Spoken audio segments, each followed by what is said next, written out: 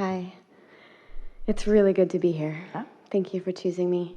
And I am so ready for something different, to feel good. And I know it's my beliefs that are holding me back. That's just the most confounding thing, isn't it? I want so much to feel good that I can't. I want so much to feel good that it hurts. It does. Yeah, so have you tried taking a nap? Because when you wake up, you have a better chance of feeling good. What is it that's all over your face? What is it that you are using so steadily as your excuse not to feel good? What's bothering you? I don't feel good all the time. I'm exhausted. I'm sick. I got sick last year. That's why we said the receptive mode is the replenishing mode. And do you know how people get exhausted?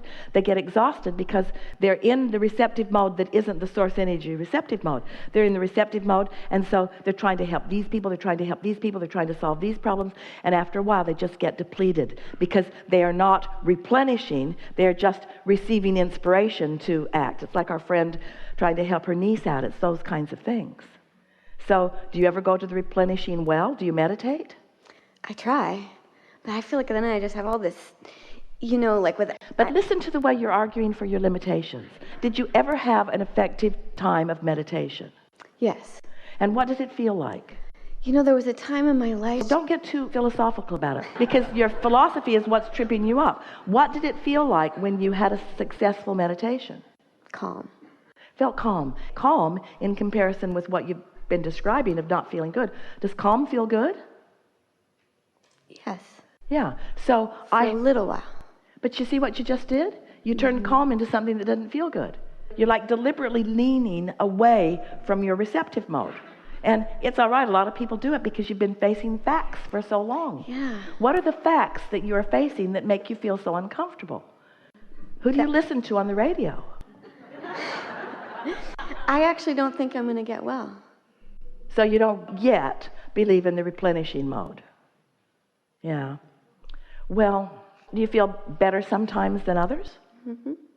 And can you get the better going? When you get the better going, does it last at all? When you find that feeling of calm, can you perpetuate it in any way? Yes, it feels out of my control. Sometimes if my body has energy, it flows. But if my body doesn't have energy, it doesn't. But you see, we get what you're saying, and we understand when the momentum is going, it does feel out of control. You've been listening to us, and you've heard the analogy that we offer endlessly about being at the bottom of the hill trying to stop the car, rather than just stepping out in front of it when it first starts to roll down the hill. So momentum is really what you're talking about here. So you got to get out ahead of it. That's why we explain that when you first wake up in the morning, there's less of that momentum going because it stopped while you were sleeping. And so you have the better chance of finding something that feels good. Yeah, that's the best part of the day. Are there any subjects or conversations that you focus upon that when you focus upon them, you feel better? The next positive thought that I've been reaching for is it's okay. And then where does that lead? It's okay right now. I'm okay right now. Yeah. And then where does that lead? I can string some moments of okayness together and I can feel okay. And how about I have felt okay and I felt not okay and I keep feeling okay. So I guess it doesn't matter if I feel not okay because I can feel okay again. So this is evidence of it feeling better. So what is the distress that you are predominantly feeling? Describe it to us. That because I have no energy, I won't be able to continue in my purpose, my life, my relationship. All right, so then... Energy is the frequency of money. It's money.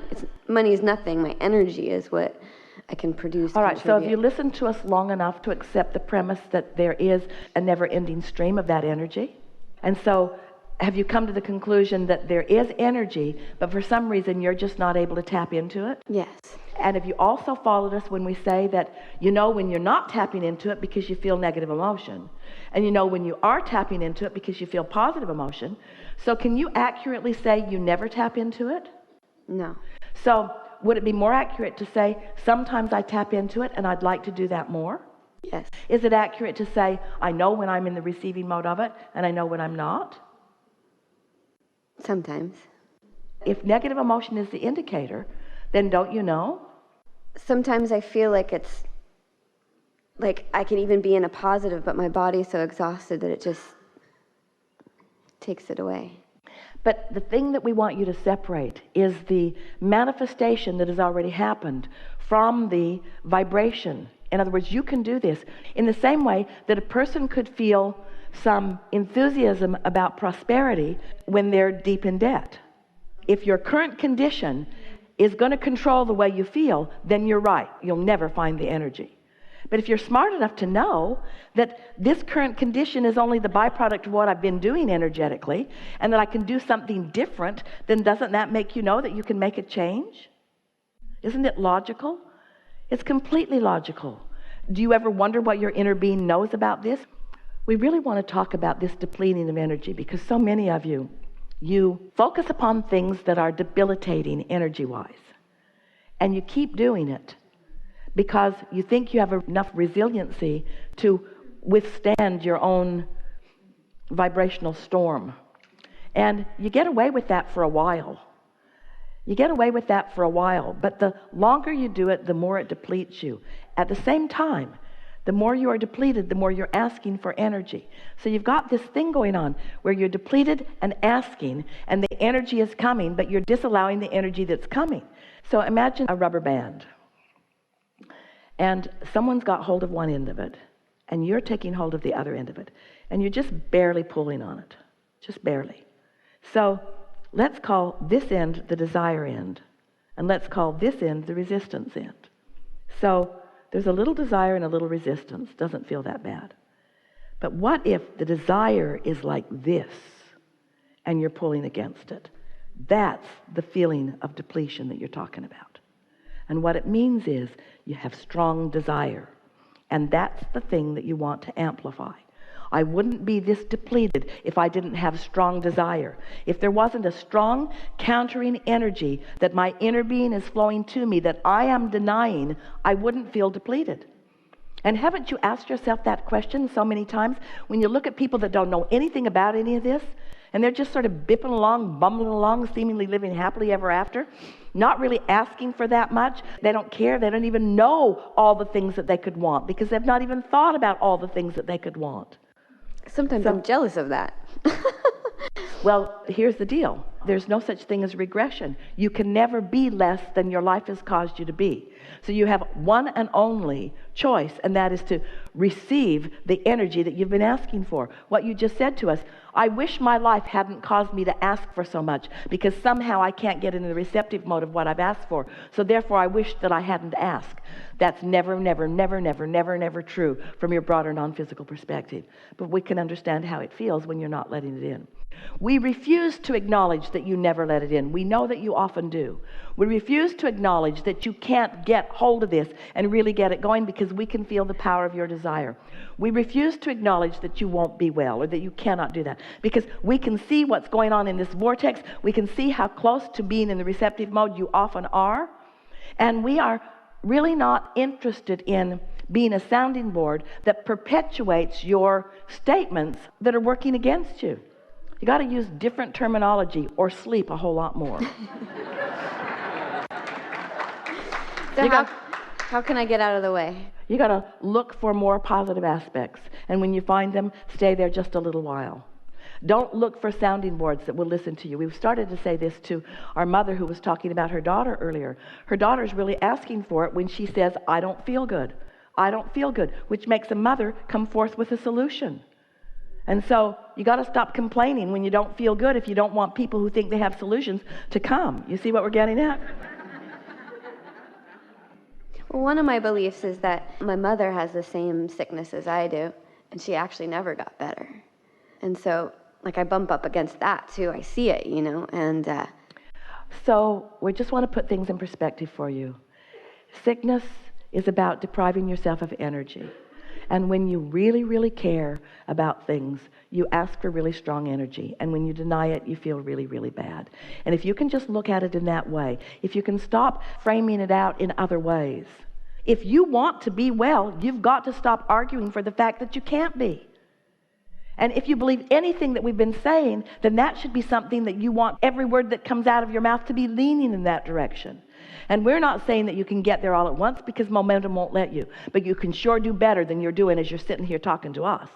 You could make many more positive comments than you are about this thing that you want so much. Do you believe that you're an energy being? I believe that I'm an energy being. Say it. I believe I'm an energy being. Do you believe in law of attraction? I believe in law of attraction. I believe in law of attraction. Do you believe in your guidance system? Yes. I believe in my guidance system. My guidance Do you believe system. that your emotions are important information? My emotions are important information. I believe that before the feeling of lethargy sweeps over my body, that there were negative thoughts that preceded it. I believe I can catch those negative thoughts. I know they're there. I believe I can catch them. I believe I can turn this around, not all at once, but in time. I believe that now that I'm the second generation of this, that it's time that somebody got their hands around understanding what's going on.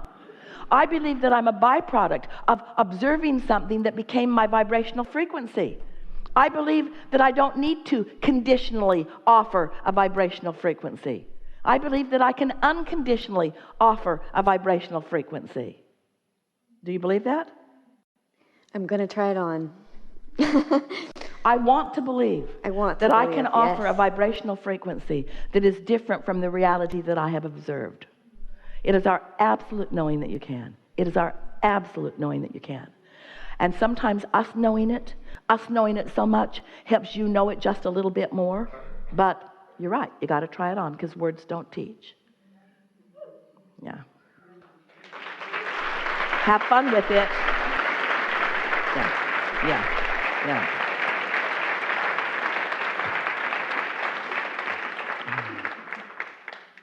We'd like you to run just a little. Just run just a little. A little more. We'd like you to just run around the room just one time. We'll run with you. We'll run with you. Go with her. Go with her. Go with her. Go with her. Go with her. Go with her. Go with her. Go with her. Go with her. Go with her. Go with her.